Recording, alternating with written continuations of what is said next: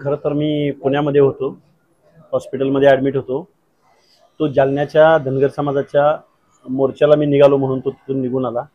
खरं तर तो गंगाखेड मार्गे, माजलगाव मार्गे तो जालन्याकडे निघालेला होता आणि एका हॉटेलमध्ये जेवायचं म्हणून थांबला.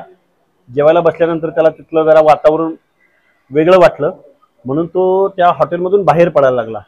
बाहेर पडत असताना तिथल्या लोकांनी प्रवीण जगताप, नितीन जगताप आणि प्रवीण जगताप, आणि हॉटेलचं नाव आहे नितीन हॉटेल, हे विजयसिंह पंडिताचे कार्यकर्ते आहेत. त्या लोकांनी त्याला रॉडनी मारहाण केली. 2 हात फ्रॅक्चर आहेत, पाय फ्रॅक्चर आहे, परत डोक्यामध्ये टाके पडलेले आणि जीवघेणा हल्ला झालेला आहे. 5-25 लोक परत जमा झाले आणि त्यांनी त्याच्यावरती हल्ला केला. काय कारण होतं? कारण काहीच नाही, फक्त गेवराईला आमच्या बरोबर तो असायचा आणि तो भाषण वगैरे करायचा आणि त्यालाही कल्पना नव्हती की हे हॉटेल कोणाचं आहे, काय आहे. तो फक्त जालन्याला धनगर समाजाच्या मोर्चाला जात असताना फक्त जेवायला म्हणून त्या हॉटेलमध्ये थांबला. त्यावेळी तिथल्या लोकांनी पकडून, आणि याच नितीन जगतापनी एक 20 ऑगस्टला पोस्ट टाकलेली होती की विजयराजे, तुम्ही आम्हाला काम देऊ नका, पण या हाकेला ठोकायची फक्त परवानगी द्या. ती सर्व त्याची पोस्ट वगैरे सगळे आमच्याकडे आहे. रात्रीपर्यंत ती पोस्ट होती, आता हटवली वाटतं बहुतेक. तर हा प्लॅन आहे. म्हणजे तो विजयसिंह जगतापही म्हणाला होता की हाकेला जर मी सांगितलं असतं तर हाकेला बाहेरच पडू दिला नसता. हे ओबीसीच्या हक्क अधिकाराची भाषा आम्ही बोलतोय, चळवळ करतोय.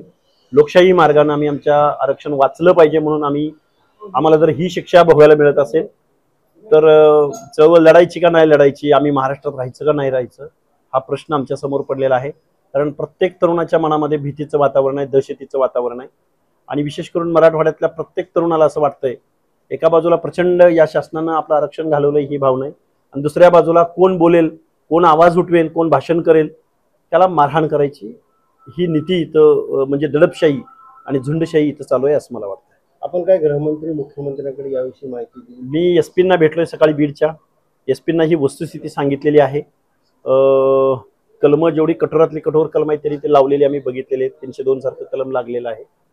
आज संध्याकाळ 307 सारखं कलम लागलेलं आहे.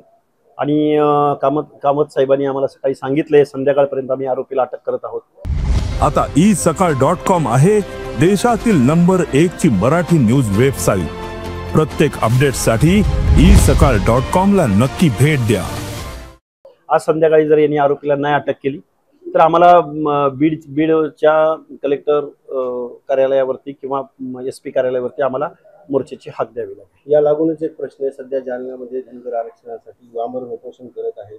आज कार्यकर्ते भरपूर मोठ्या संख्येने गेले. एसटी मधून आरक्षणाची मागणी होते. आपलं ओबीसी बचाव आरक्षणासाठी आपण म्हणताय. हो, हे बघा, ही झोपडी वाचली पाहिजे. अंगावरचे कपडे शिल्लक राहिले तर आपण पुढच्या गोष्टींची तजवीज करू शकतो. जे मंडल आयोगानं, संविधानानं, डॉक्टर बाबासाहेब आंबेडकरांनी जे दिलंय, ज्याच्यातून आपली लेकरबाळं आता सध्या नोकऱ्या किंवा शिक्षण घेत आहेत, ते वाचवणं सुद्धा तितकंच गरजेचं आहे. आणि काही लोकांना वाटू शकतं की आपली एसटीची लढाई आहे लढाई 4 पिढ्यांची लढाई आहे, पण आपल्या ताटातलं वाचवणं हे सुद्धा तितकंच गरजेचं आहे. त्यामुळं इथला सुशिक्षित वर्ग सुज्ञ आहे, त्याला कळतं काय करायचं आणि काय नाही करायचं. त्यामुळे एसटी आणि ओबीसी असं काही वाद असण्याचं काहीच कारण नाही.